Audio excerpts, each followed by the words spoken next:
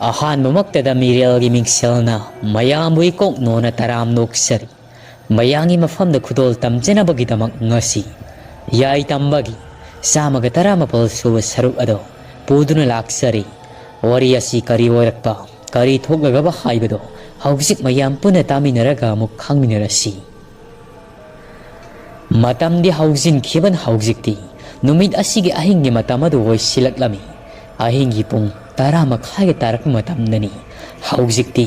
ꯌꯥꯏꯇꯝꯕ ꯁꯥꯅ ꯃꯈꯨꯗ ꯊꯥꯡꯁꯥꯡ ꯄꯥꯏ ꯁꯒꯣꯜ ꯊꯥꯛꯇ ꯈꯨꯜ ꯄꯨꯝꯕ ꯀꯣꯏꯔꯨꯔꯒ ꯀꯁꯨꯝꯂꯥꯕꯨ ꯃꯤꯍꯥꯊꯤꯅ ꯍꯥꯠꯂꯝꯂꯤꯕ ꯂꯩꯁꯣꯡꯃꯩ ꯑꯗꯣ ꯃꯌꯨꯝꯗꯤ ꯌꯧꯔꯛꯂꯤ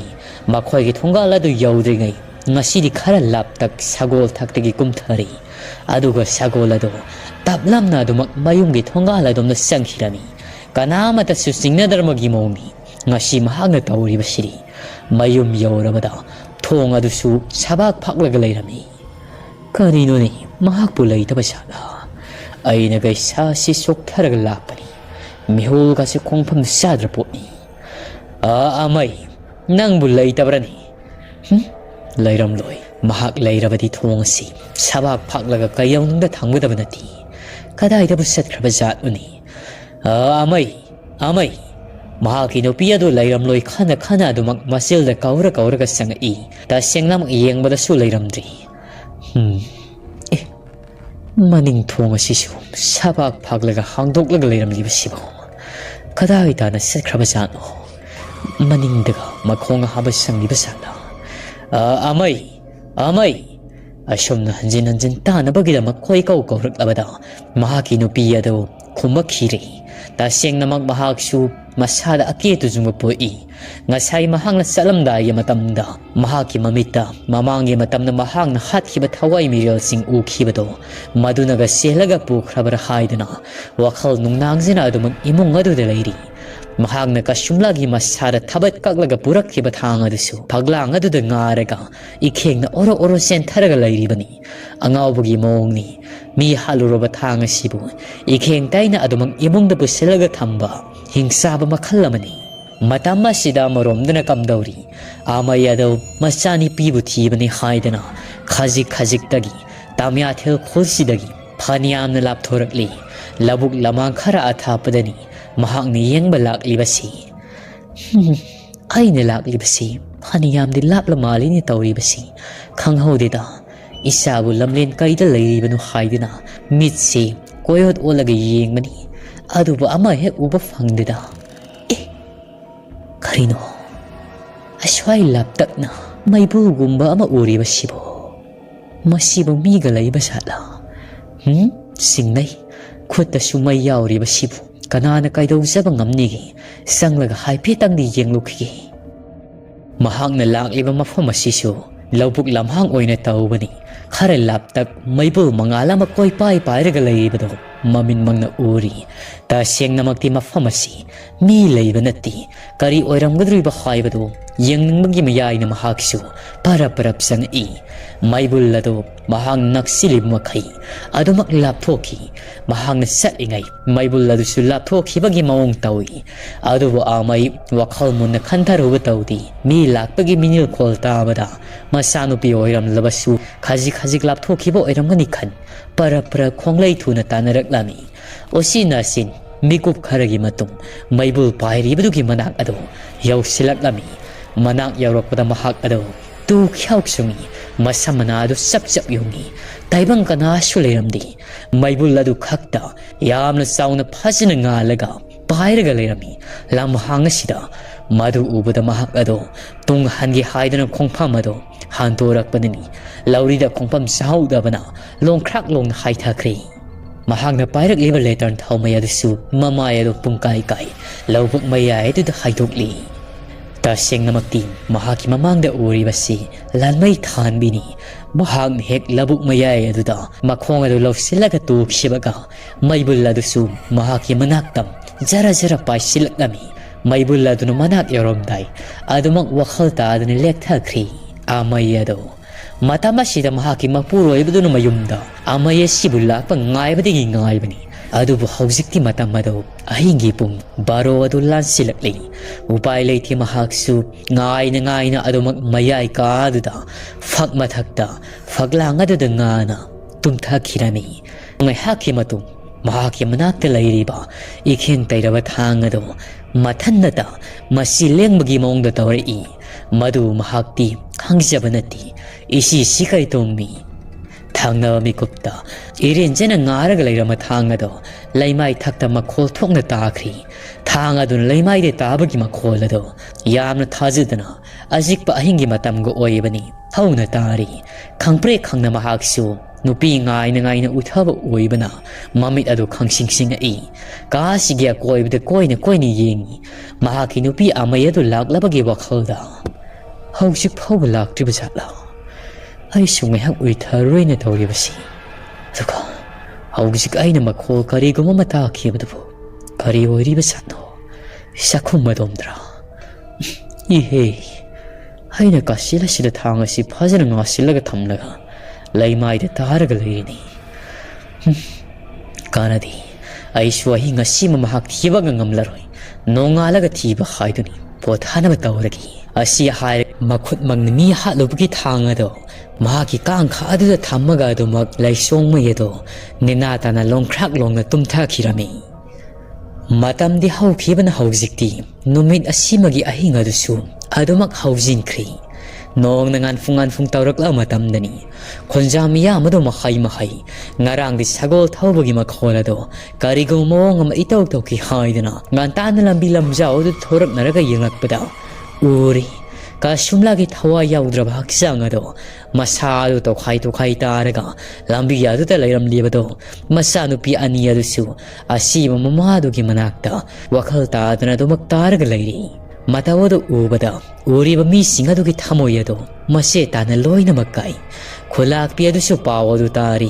khulak pi na pawadu tadringai thaime adu na hana thaudok tholiba mafam adu da yauraga leirabani madu bo uda mahak adudi o khongai kappi matama sida khulak pi adu su parap selai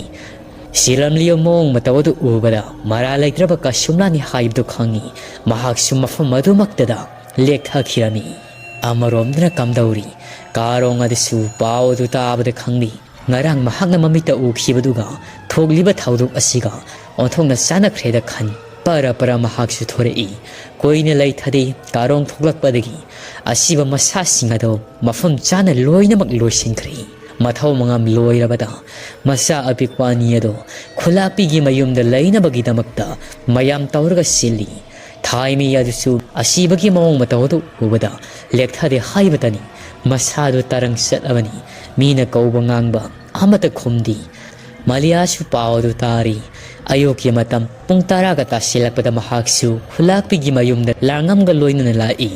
matam khara mama thaimi yasi mahaki mayumda thamnabagi damakta hairari thaimi yadudi wangang manati tarang malang amada karigong wakhallon amada dumak mangduna lairibani khulakpi si upay leite ngarang mahangna thina sei khibaduga wa kan ngangbadi ngamjari haujikti maliana mama thaimi yado mayumda puruna bagi damak langam hoigi mayumda lairuna bagi damak puruna satkri ashum tawna tamya thil khullasi ngarang thogliba thaudog adudagi miyam singi masada hana kiyama sangdudagi hena ki khirami hena ki khri tawriba thogliba mayamasi pauthama yadudi masada singnaba amadi langtaknaba kaya shpoi handak marakti yung khong sangbida miyoi pali naina tabado ta khidrabani nauna amuk sagol thauba yai tambasi madhi pongge haidana khunjamiya amado mahai kinabadagi pauthama ina ayuk nungthil ayama yung khong sangbidgi mathakta lairaga yingmani mahangna nahan ukhibado mathanata ningsingjai kanamatagi mafamda hairokpa nati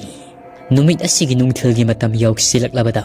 pauthama yado mayumda mathanata laijai wakhal sumon khali makhoigi yungi miyoi singaduri thagnabagida karigum wa matana dabagi damakta satkhibani mahang mathandani nungthilgi matamda lairibasi aina nahan ukhibado ai khoigi khullasida laisang haidana laisabi masa mamangli haibdo madumadi ay mayek seng na mahang satkhibala miyadu adu boy haidu piyadi ꯃꯃꯥ ꯃꯄꯥꯒ ꯁꯥꯎꯅꯕꯗꯒꯤ ꯀꯔꯤꯒꯨꯝꯕ ꯈꯨꯗꯣꯡꯊꯤꯕ ꯊꯧꯗꯣꯛ ꯑꯃ ꯊꯣꯛꯄꯗꯒꯤ ꯆꯠꯈꯤꯕꯁꯨ ꯌꯥꯏ꯫ ꯇꯥꯗ ꯀꯥꯔꯣꯡꯅ ꯍꯥꯏꯕꯗꯗꯤ ꯂꯩꯁꯣꯡꯃꯩ ꯑꯗꯣ ꯍꯧꯖꯤꯛ ꯃꯤꯍꯥ ꯊꯤꯅ ꯍꯥꯠꯂꯤꯕ ꯃꯊꯪ ꯃꯅꯥꯎ ꯅꯥꯏꯅ ꯆꯠꯊꯔꯤꯕꯁꯤ ꯃꯍꯥꯛ ꯑꯣꯏꯔꯝꯒꯅꯤ ꯍꯥꯏꯗꯨꯅ ꯆꯤꯡꯅꯩ ꯍꯥꯏꯔꯤ꯫ ꯀꯔꯤꯅꯣ ꯇꯧꯒꯗꯕꯁꯤ ꯃꯦꯟꯃꯥꯟ ꯇꯥꯗ꯭ꯔꯤ꯫ ꯉꯁꯤꯗꯤ ꯑꯩ ꯌꯨꯝꯈꯣꯡ ꯁꯥꯡꯕꯁꯤꯒꯤ ꯃꯊꯛꯇ ꯍꯧꯖꯤꯛꯇꯒꯤ ꯀꯥꯈꯠꯂꯒꯦ, ꯑꯗꯨꯒ ꯍꯣꯔꯦꯟ ꯅꯨꯃꯤꯗꯥꯡ ꯋꯥꯏꯔꯝ ꯐꯥꯎꯕ ꯂꯩꯇꯕ ꯌꯥꯗꯕꯅꯤ꯫ ꯏꯃꯥ ꯏꯄꯥ ꯑꯃꯗꯤ ꯏꯆꯤꯜ ꯏꯅꯥꯎꯁꯤꯡ ꯑꯗꯨꯁꯨ ꯊꯪꯅꯕꯒꯤꯗ ꯑꯔꯨꯕ ꯋꯥ ꯑꯃ ꯇꯥꯟꯅꯅꯕꯒꯤꯗꯃꯛꯇ ꯆꯠꯈꯤ꯫ ꯊꯦꯡꯖꯤꯟ ꯃꯝꯁꯤꯜꯂꯛꯂꯕꯗꯤ ꯆꯠꯊꯣꯛ ꯆꯠꯁꯤꯟꯒꯤ ꯄꯥꯝꯕꯩꯁꯨ ꯌꯥꯗꯕꯅꯤꯅ ꯑꯁꯨꯝꯅ ꯃꯍꯥꯛꯁꯨ ꯅꯨꯡꯊꯤꯜꯒꯤ ꯃꯇꯝ ꯑꯁꯤꯗ ꯌꯨꯝꯈꯣꯡ ꯁꯥꯡꯕꯗꯨꯒꯤ ꯃꯊꯛꯇ ꯀꯥꯈꯠꯂꯒ ꯌꯦꯡꯉꯤ꯫ ꯉꯁꯤꯒꯤꯗꯤ ꯑꯍꯥꯟꯕꯅꯤ ꯃꯍꯥꯛꯅ ꯌꯦꯡꯂꯤꯕꯁꯤ꯫ ꯃꯍꯥꯛꯀꯤ ꯂꯝ ꯌꯥꯝꯅ ꯁꯥꯡꯕꯕꯨ ꯆꯤꯡꯁꯟꯗꯅ ꯌꯦꯡꯕꯒꯤ ꯈꯨꯠꯂꯥꯏ ꯑꯗꯨꯒꯤ ꯃꯇꯦꯡꯅ ꯃꯃꯥꯡꯒꯤ ꯃꯇꯝꯗ ꯂꯩꯁꯪꯅ ꯂꯧꯕꯨꯛ ꯂꯝꯍꯥꯡ ꯑꯗꯣꯝꯗ ꯈꯣꯜꯒꯤ ꯃꯅꯤꯡ ꯏꯊꯪ ꯊꯪꯅ ꯂꯩꯔꯤꯕ ꯌꯨꯝ ꯑꯗꯣꯝꯗ ꯆꯦꯟꯈꯤꯕꯗꯣ ꯃꯗꯨ ꯇꯝꯅ ꯌꯦꯡꯂꯛꯄꯗ ꯎꯔꯤ꯫ ꯀꯅꯥꯒꯨꯝꯕ ꯃꯤꯑꯣꯏ ꯑꯃ ꯃꯐꯝ ꯑꯗꯨꯗꯒꯤ ꯈꯔ ꯂꯥꯞꯇꯛꯅ ꯂꯧꯕꯨꯛ ꯃꯌꯥꯏꯗ ꯂꯣꯡꯈ꯭ꯔꯥꯛ ꯂꯣꯡꯅ ꯇꯥꯔꯒ ꯂꯩꯔꯤꯕꯗꯣ ꯎꯔꯤ꯫ ꯃꯍꯥꯛꯁꯨ ꯈꯖꯤꯛꯇꯒꯤ ꯆꯤꯡꯁꯜꯂꯒ ꯌꯦꯡꯕꯗ ꯇꯥꯔꯤꯕ ꯅꯨꯄꯤ ꯑꯗꯨ ꯍꯟꯗꯛꯇ ꯂꯩꯁꯥꯕꯤ ꯑꯃ ꯃꯥꯡꯈꯤꯕꯗꯨꯒꯤ ꯃꯃꯥ ꯑꯃꯩꯅꯤ ꯍꯥꯏꯕꯗꯣ ꯃꯍꯥꯛꯅ ꯈꯪꯖꯔꯛꯂꯝꯃꯤ꯫ ꯀꯔꯤ ꯃꯇꯧꯅꯣ ꯁꯤꯗꯤ? ꯃꯈꯣꯏꯒꯤ ꯏꯃꯨꯡꯒꯤ ꯃꯤꯑꯣꯏꯁꯤꯡ ꯑꯁꯤꯕꯨ ꯀꯔꯤꯅꯣ ꯊꯣꯛꯂꯤꯕꯁꯤꯕꯨ? ꯑꯩꯕꯨ ꯃꯁꯤ ꯂꯩꯁꯣꯡꯃꯩ ꯍꯣꯏꯒꯤ ꯃꯌꯨꯝꯗ ꯆꯠꯂꯒ ꯍꯥꯏꯕꯅ ꯐꯔꯤꯗ꯭ꯔꯅꯤ? ꯑꯩ ꯆꯠꯄ ꯌꯥꯗꯦ꯫ ꯃꯤꯍꯥ ꯊꯤꯅ ꯍꯥꯠꯈ꯭ꯔꯤꯕꯅꯤ꯫ ꯑꯩꯅ ꯀꯔꯤꯒꯨꯝꯕ ꯆꯠꯂꯨꯔꯕꯗ ꯑꯩꯁꯨ ꯈꯨꯗꯣꯡꯊꯤꯕ ꯇꯥꯔꯣꯏ ꯍꯥꯏꯅꯤꯡꯉꯥꯏ ꯂꯩꯇꯦ꯫ ꯑꯗꯨꯕꯨ ꯃꯇꯝ ꯑꯁꯤꯗ ꯂꯩꯁꯣꯡꯃꯩꯒꯤ ꯃꯌꯨꯝꯗ ꯀꯝꯗꯧꯔꯤ? ꯂꯩꯁꯣꯡꯃꯩ ꯑꯗꯨ ꯃꯊꯟꯅꯇ ꯉꯥꯎꯆꯠꯅꯔꯛꯂꯤ꯫ ꯍꯧꯖꯤꯛ ꯐꯥꯎ ꯃꯍꯥꯛꯀꯤ ꯅꯨꯄꯤ ꯑꯗꯨ ꯃꯌꯨꯝꯗ ꯍꯜꯂꯛꯇꯕꯁꯤꯗ ꯀꯔꯤ ꯇꯧꯒꯗꯕꯅꯣ ꯃꯍꯥꯛꯇꯨ ꯈꯟꯐꯝ ꯈꯪꯗꯅ ꯂꯩꯔꯤ꯫ ꯃꯃꯩ ꯊꯪꯗꯗꯤ ꯃꯍꯥꯛꯁꯨ ꯎꯄꯥꯏ ꯂꯩꯔꯛꯇ꯭ꯔꯗꯨꯅ ꯀꯥꯔꯣꯡꯒꯤ ꯃꯅꯥꯛꯇ ꯆꯠꯂꯒ ꯋꯥꯁꯤ ꯇꯥꯟꯅꯔꯨꯗꯕ ꯌꯥꯗꯦ ꯍꯥꯏꯕꯗꯣ ꯈꯟꯖꯔꯛꯂꯝꯃꯤ꯫ ꯄꯔ ꯄꯟꯊꯗꯤ ꯀꯥꯔꯣꯡꯒꯤ ꯃꯌꯨꯝ ꯇꯝꯅ ꯂꯥꯛꯏ꯫ ꯃꯍꯥꯛꯅ ꯀꯥꯔꯣꯡꯒꯤ ꯃꯌꯨꯝ ꯊꯣꯡꯒꯥꯜ ꯑꯗꯨ ꯈꯣꯡ ꯍꯦꯛ ꯊꯥꯡꯖꯤꯜꯂꯛꯄꯒ ꯀꯥꯔꯣꯡꯒꯤ ꯃꯁꯥꯗꯗꯤ ꯀꯔꯤꯒꯨꯝꯕ ꯁꯥꯃꯤꯟ ꯑꯃꯗꯤ ꯐꯪꯂꯕꯅꯤ꯫ ꯐꯃꯨꯡꯗ ꯍꯤꯞꯄꯒ ꯂꯩꯔꯝꯕ ꯄꯣꯊꯥꯔꯝꯕ ꯀꯥꯔꯣꯡ ꯑꯗꯣ ꯃꯄꯥꯜ ꯇꯝꯅ ꯊꯣꯛꯂꯛꯏ꯫ ꯎꯔꯤ ꯁꯧꯔꯥꯡꯅꯔꯕ ꯃꯥꯏꯊꯣꯡꯕꯨ ꯂꯩꯁꯣꯡꯃꯩꯅ ꯄꯔꯞ ꯆꯪꯂꯤꯕꯗꯣ ꯀꯥꯔꯣꯡꯁꯨ ꯃꯈ꯭ꯋꯥꯡ ꯃꯤꯠꯂꯒ ꯃꯪꯒꯣꯜ ꯑꯗꯨꯗ ꯂꯦꯞꯄꯤ꯫ ꯂꯩꯁꯣꯡꯃꯩ ꯄꯔꯞ ꯆꯪꯉꯒ ꯏꯕꯨꯡꯉꯣ ꯀꯥꯔꯣꯡ, ꯑꯩꯅ ꯂꯥꯛꯂꯤꯕꯁꯤ ꯅꯍꯥꯛꯀ ꯀꯔꯤꯒꯨꯝꯕ ꯑꯃ ꯇꯥꯟꯅꯗꯕ ꯌꯥꯗ꯭ꯔꯤ꯫ ꯃꯗꯨꯒꯤꯅꯤ ꯅꯪ ꯑꯩꯅ ꯍꯥꯏꯕꯗ ꯂꯩꯊꯣꯛꯄ ꯌꯥꯗꯦꯀꯣ ꯏꯕꯨꯡꯉꯣ꯫ ꯃꯥꯃꯥ, ꯀꯔꯤꯅꯣ ꯍꯦꯛꯇꯃꯛ ꯍꯥꯏꯕꯤꯌꯣ꯫ ꯃꯥꯃꯅ ꯍꯥꯏꯕꯗꯣ ꯑꯩꯅ ꯉꯝꯂꯕꯗꯤ ꯃꯇꯦꯡ ꯄꯥꯡꯖꯒꯦ꯫ ꯂꯩꯁꯣꯡꯃꯩꯅ ꯏꯕꯨꯡꯉꯣ, ꯅꯅꯦꯗꯨ ꯉꯔꯥꯡ ꯑꯍꯤꯡꯗꯒꯤ ꯍꯜꯂꯛꯇ꯭ꯔꯕꯅꯤꯅꯤ꯫ ꯀꯗꯥꯏꯗ ꯂꯩꯔꯤꯕꯅꯣ ꯍꯥꯏꯕꯗꯨ ꯈꯪꯗ꯭ꯔꯤ꯫ ꯂꯥꯏꯑꯣꯛ ꯇꯤꯟꯅꯣꯛꯄ ꯌꯥꯎꯔꯕ꯭ꯔꯥ ꯍꯥꯏꯕꯗꯨ ꯅꯍꯥꯛꯇ ꯑꯃꯨꯛꯇ ꯌꯦꯡꯗ꯭ꯔꯕꯗꯤ ꯈꯪꯂꯔꯣꯏ꯫ ꯏꯕꯨꯡꯉꯣ, ꯑꯃꯨꯛꯇ ꯌꯦꯡꯉꯨꯗꯣ꯫ ꯀꯥꯔꯣꯡꯅ ꯆꯤꯡꯅꯕ ꯑꯃꯒ ꯂꯣꯏꯅꯅ ꯃꯥꯃꯥ, ꯃꯥꯃꯒꯤ ꯏꯆꯥꯅꯨꯄꯤ ꯂꯩꯁꯪ ꯃꯥꯡꯈ꯭ꯔꯦ ꯍꯥꯏꯗꯅ ꯇꯧꯕꯗꯨꯗꯤ ꯍꯜꯂꯛꯈ꯭ꯔꯕ꯭ꯔꯅꯤ? ꯏꯅꯦ ꯑꯗꯨꯅ ꯀꯔꯝ ꯇꯧꯕ? ꯏꯆꯥꯅꯨꯄꯤ ꯑꯗꯨꯗꯤ ꯌꯦꯡꯂꯔꯣꯏꯗ꯭ꯔꯥ? ꯂꯩꯁꯣꯡꯃꯩꯅ ꯏꯕꯨꯡꯉꯣ, ꯃꯥꯒꯤꯗꯤ ꯀꯣꯟꯅ ꯌꯦꯡꯂꯒꯦꯗ꯫ ꯅꯅꯦ ꯑꯗꯣ ꯍꯥꯟꯅ ꯌꯦꯡꯈꯤ꯫ ꯅꯅꯦꯗꯣ ꯑꯃꯨꯛꯇꯗꯤ ꯌꯦꯡꯉꯣ ꯏꯕꯨꯡꯉꯣ꯫ ꯑꯩ ꯅꯨꯡꯁꯥ ꯊꯤꯕꯅ ꯌꯥꯗ꯭ꯔꯤ꯫ ꯀꯥꯔꯣꯡꯁꯨ ꯈꯪꯂꯕꯅꯤ ꯍꯟꯗꯛ ꯃꯤꯍꯥ ꯊꯤꯅ ꯍꯥꯠꯂꯤꯕꯁꯤ ꯂꯩꯁꯣꯡꯃꯩꯅ ꯁꯣꯏꯗꯅ ꯑꯣꯏꯔꯝꯂꯒꯅꯤ ꯍꯥꯏꯕꯗꯣ꯫ ꯑꯗꯨꯕꯨ ꯍꯧꯖꯤꯛ ꯃꯍꯥꯛ ꯑꯗꯣ ꯑꯃꯩ ꯑꯗꯨ ꯀꯔꯥꯏꯗ ꯂꯩꯔꯤꯕꯅꯣ ꯍꯥꯏꯕꯗꯣ ꯌꯦꯡꯅꯕꯒꯤꯗꯃꯛꯇ ꯃꯍꯥꯛꯀꯤ ꯂꯥꯏꯒꯤ ꯄꯣꯠꯂꯝꯁꯤꯡ ꯑꯗꯨ ꯂꯥꯡꯈ꯭ꯔꯤ꯫ ꯃꯃꯤ ꯆꯦꯠꯅ ꯎꯏꯁꯟ ꯃꯈꯣꯏꯒꯤ ꯃꯪꯒꯣꯜ ꯑꯗꯨꯗ ꯄꯣꯠꯂꯝꯁꯤꯡ ꯑꯗꯨ ꯊꯤꯜꯂꯒ ꯃꯍꯥꯛꯀꯤ ꯂꯥꯏꯁꯣꯟ ꯇꯤꯟꯖꯣꯟ ꯀꯌꯥ ꯁꯣꯜꯂꯕ ꯃꯇꯨꯡ ꯌꯦꯡꯂꯛꯄ ꯃꯇꯝ ꯑꯁꯤꯗ ꯃꯃꯤ ꯁꯥꯃꯤ ꯑꯣꯏ ꯈꯨꯜ ꯑꯁꯤꯗꯒꯤ ꯈꯔ ꯂꯥꯞꯇꯛ ꯂꯩꯔꯤ ꯍꯥꯏꯕꯗꯨ ꯈꯪꯉꯤ꯫ ꯃꯥꯃꯥ, ꯏꯅꯦ ꯑꯁꯤꯗꯤ ꯑꯩꯈꯣꯏꯒꯤ ꯈꯨꯜ ꯑꯁꯤꯗꯒꯤ ꯈꯔ ꯂꯥꯞꯅ ꯂꯩꯈ꯭ꯔꯦ꯫ ꯂꯧꯕꯨꯛ ꯂꯝꯍꯥꯡ ꯑꯣꯏꯅ ꯎꯏ꯫ ꯃꯥꯒꯤꯁꯤ ꯂꯥꯏꯅ ꯆꯦꯟꯕ ꯅꯠꯇꯦ, ꯂꯥꯏꯑꯣꯛ ꯇꯤꯟꯅꯣꯛꯄ ꯌꯥꯎꯕ ꯅꯠꯇꯦ꯫ ꯁꯤꯕꯨ ꯀꯔꯝ ꯇꯧꯔꯤꯕꯅꯣ ꯃꯥꯃꯥ? ꯑꯩ ꯍꯥꯏꯐꯝ ꯇꯧꯐꯝ ꯈꯪꯗ꯭ꯔꯤꯗ꯫ ꯆꯞ ꯆꯥꯕ ꯃꯐꯝ ꯑꯗꯨꯁꯨ ꯑꯩꯅ ꯈꯪꯕ ꯅꯠꯇꯦ꯫ ꯑꯁꯨꯝꯅ ꯍꯥꯏꯔꯛꯄꯗ ꯂꯩꯁꯣꯡꯃꯩ ꯑꯗꯨ ꯑꯃꯨꯛ ꯇꯣꯏꯕ ꯂꯣꯏꯈ꯭ꯔꯤ꯫ ꯀꯔꯤ ꯃꯇꯧꯅꯣ ꯈꯟ ꯃꯀꯣꯛ ꯁꯥꯔꯒ ꯃꯍꯥꯛꯁꯨ ꯂꯩꯃꯥꯏ ꯊꯛꯇ ꯐꯝꯊꯔꯒ ꯂꯩ꯫ ꯍꯧꯖꯤꯛꯇꯤ ꯃꯍꯥꯛꯅ ꯇꯧꯈꯤꯕ ꯐꯠꯇꯕ ꯃꯌꯥꯝ ꯑꯗꯣ ꯂꯣꯠꯁꯤꯟꯖꯕ ꯉꯝꯖꯗ꯭ꯔꯕ꯭ꯔꯥ ꯈꯪꯗꯦ꯫ ꯀꯥꯔꯣꯡꯒꯤ ꯃꯐꯝꯅ ꯃꯌꯦꯛ ꯁꯦꯡꯅ ꯂꯣꯏꯅꯃꯛ ꯇꯝꯖꯔꯛꯂꯝꯃꯤ꯫ ꯃꯊꯪ ꯃꯅꯥꯎ ꯅꯥꯏꯅ ꯃꯍꯥꯛꯅ ꯀꯔꯝꯅ ꯍꯥꯠꯈꯤꯕ, ꯀꯔꯝꯕ ꯊꯧꯗꯣꯛ ꯊꯣꯛꯈꯤꯕ ꯍꯥꯏꯕꯗꯣ ꯂꯣꯏꯅꯃꯛ ꯇꯝꯖꯔꯛꯏ꯫ ꯀꯥꯔꯣꯡꯗꯤ ꯂꯩꯁꯣꯡꯃꯩꯅ ꯇꯝꯂꯛꯂꯤꯕꯁꯤꯡ ꯑꯗꯨ ꯇꯥꯕꯗ ꯃꯁꯥꯗꯨ ꯁꯥꯎꯅꯤꯡꯕꯅ ꯊꯛ ꯅꯤꯛꯏ꯫ ꯑꯗꯨꯕꯨ ꯈꯨꯠꯂꯥꯛꯄꯤ ꯃꯍꯥꯛꯅ ꯆꯩꯔꯥꯛ ꯑꯁꯤ ꯄꯤꯒꯗꯕꯅꯤ꯫ ꯃꯍꯥꯛꯅ ꯍꯦꯛꯇꯃꯛ ꯄꯤꯕ ꯌꯥꯕ ꯅꯠꯇꯦ꯫ ꯇꯔꯥꯏꯕ ꯆꯩꯔꯥꯛꯇꯤ ꯄꯤꯐꯝ ꯊꯣꯛꯇꯦ꯫ ꯑꯍꯛꯄ ꯆꯩꯔꯥꯛ ꯑꯃ ꯄꯤꯒꯗꯕꯅꯤ ꯍꯥꯏꯗꯨꯅ ꯃꯍꯥꯛꯁꯨ ꯋꯥꯈꯜ ꯑꯗꯨ ꯆꯞ ꯆꯥꯅ ꯈꯜꯂꯤ꯫ ꯀꯥꯔꯣꯡꯅ मामा मामन तौख्रीबसिंग अदो मधु अफाबनी खनब्रा मधु मिगोइबगी लिचत अनि नचानुपादुना लैखिदबदुदि सगोल थौब लाई महाकी मखुत सीखिबनी मधु कनागी मफमदनो मामन लमन खुमलिबसिबो अई वखल लसिन लांब फंगद्री हौसिमक अइखोइ खुलाकपिगी मयुमदा चतबनी अदुगा मामन तौसरिब थबक सिंग अदुगी नारालदो नसानि याजगदबनी लाउ मामा हौसिमक चसी नत्रबदी मामा मफम असिदा मामसु अफबा ओइरोइ नत्रबदी मामा मफम असिमक्तदा नहाकसु अफबा कशु ओइरोइ लाउ मामा चलसी असुमना कारोंग लैसोमैगी खुदांग अदु पाइ परब परब खुलाकपिगी मयुम तमना सिंखिरमे कारोंग लैसोमै अदुगी खुदांग अदु पाइ चिंगदुना पुरकपना हौसिक्ति खुलाकपिगी मयुम यौरक्ली खुलाकपि अदुसु खुंजा खरगा लोइनदुना अदुमक वा खनाजरगा लैरमनी कारोंग लैसोंमैगा संगलपु उबदा मयाम अदु कारोंग तंगक तंगक येंगी लैसोंमै अदु उबदा मयाम अदुदि खंगलबनिना साउनिंगबा अदुमक पोई लैसोंमैना तौरमलिबा अमदि महागना हातखिबा मिहात अदुगी मतंगदा लोइनमक मयेक सिंगना खुलाकपिगी मफमना तमली हौजिक्ति खुलाकपि अमदि तिलमलिबा मियाम अदु आसाउबना खाम यादि मनाक अदुवाइता ताबा अपाइ पोट उतु वातुप सिंग अदुना मखुल अदुदा पाइ लैसोंमै अदु ममाइ ममित मसा मेनमान तादना फुबा सैबा कया तौख्री कनानाबु खंबिरुगनी असुक मिहाथिना मियोय कया अम स्वाटलबसिदा मयाम संगना तप ताइङै फुरी मथंग मथंग मरी मरी लाकपगी लोइबा नाइदि खुंजा मियाम अदुसु खुलाकपगी yum इंखोलदो Meena सिंगना Saina ngam assume तौना नुमित असिमक्तदा लैसोंमै अदो मियाम संगदना महाकी मतिक साबदांदी अदो पीरी मयामना फुबा काउबा नेटपा तौबदा खामदोक पीनबा लैतदना अदुमक मयामगी मखुत्ता महाकसु थवाई थारी मिसी सादना सीरिबनी महाकी मोंग मतवदो मखोंग मखुत मसागी सरू सयांग सिंग अदो मतेक मतेक लोइनमक सुपतेक तेकली येंगबदा येंगहैरी पुंगदुप थुप सिलगा अदुमक सुमांग मसी अदुदा तारगा लैरी मयाम अदुसु नुंगाइतबा पोक्ति महाकी असिबा हक्चांग अदुदा मयाम चंगदना मतिन थुई थुई सिसिलमी असुम तौना तमयाथिल खुल ngasiगी नुमिसिदा मपु महाकी नोंदम खोलना मसाना लांजरुबगी मतुंग इन मखोंगना थोंगना मंगथीख्री लैसोंमै अदु असिबा ख्याता ताखिरमी मतम असिमक्तदा पौथामैना मियामगी मफन महाकना लबुक्ता उखिबा अमदि मखोगी खुल्लसिगी ख्वाइगी मनिंगदा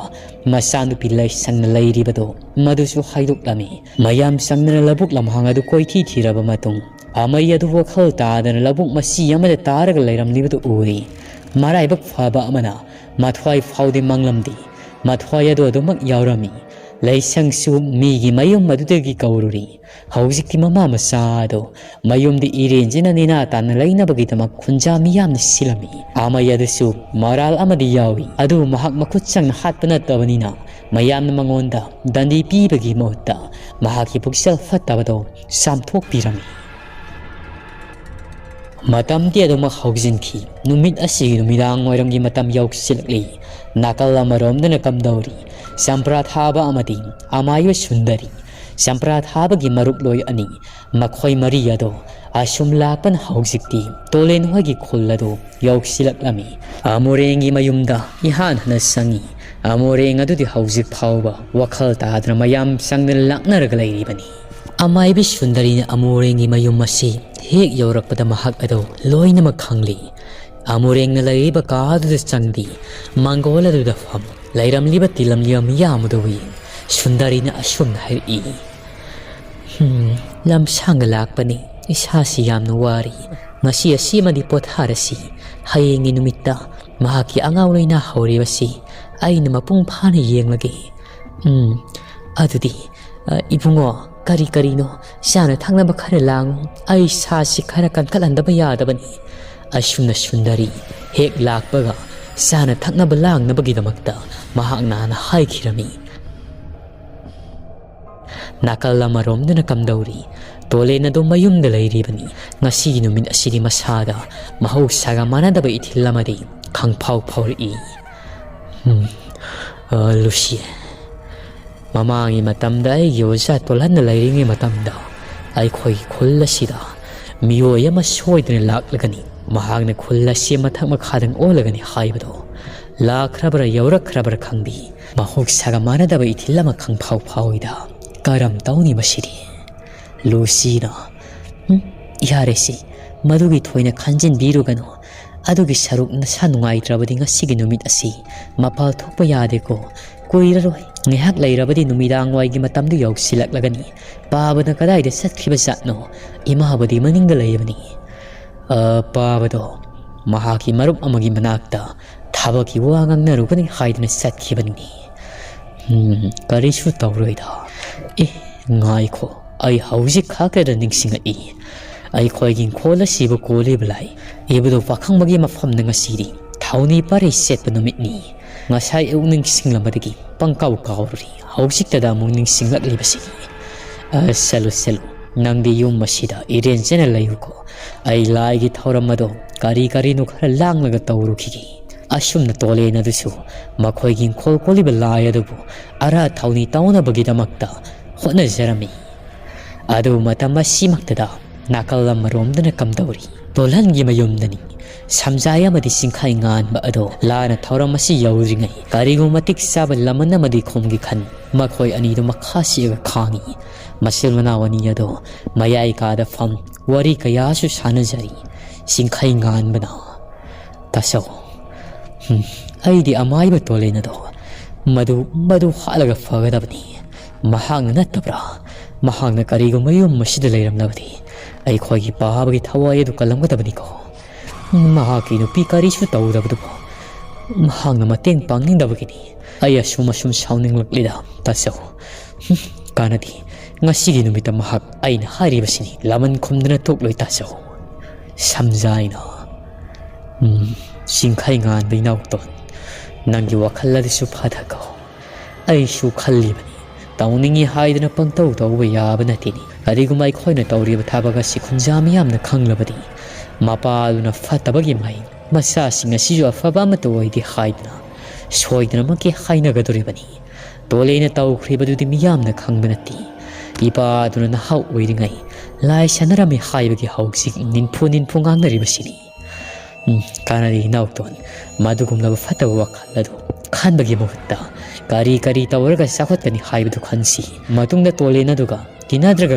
loinadraga lori nausidi samjaina fana kana themlabasu singkhai ngan badudi yaramde nongma matang sabada tolena du laman khongkhigani mahangna mateng tawkhidabagi matik sabal lamana madi pigani haidna adumak makhus singlaga laikri adu matama sida somnana kamdori tolen gi mayumdani tolen du sa hojik lai gi mathawang amado kana tawringai seirak asida mahaki loina bilusi ado mabuk thinba lengmado amuk hawalaklami tharik tha su sakhungi thaba inkhang tawsaringe matamnani mamau nu pi aduna urau tharawgi makhol tarakpada sangsilaga hek yengluri bima nangbu kaidawragine nabuk adubu kayam narabagi his kari mathau no sire bima si nangbu wakhal tabra imana haribsi tabro Lucina ima ai khang mangamdri ima ai yamna nari poksi yamna thillima asi haiduna Lucia do kapalawa kaya su tawraklami upai leiti tharik thasu parap infol matola dom na senthora I masanu pana lagi thauram tawribadugi manaktani ibungo nangbu tabro la one nangi du loidribrani Lucia do mabuk thinba lengba tawi haiduna tahurini la o nangbu mukte launi ibungo ima lori kari dawre haiba Lucia do mabuk thille haiba adudi ima karam tawsigi ibungo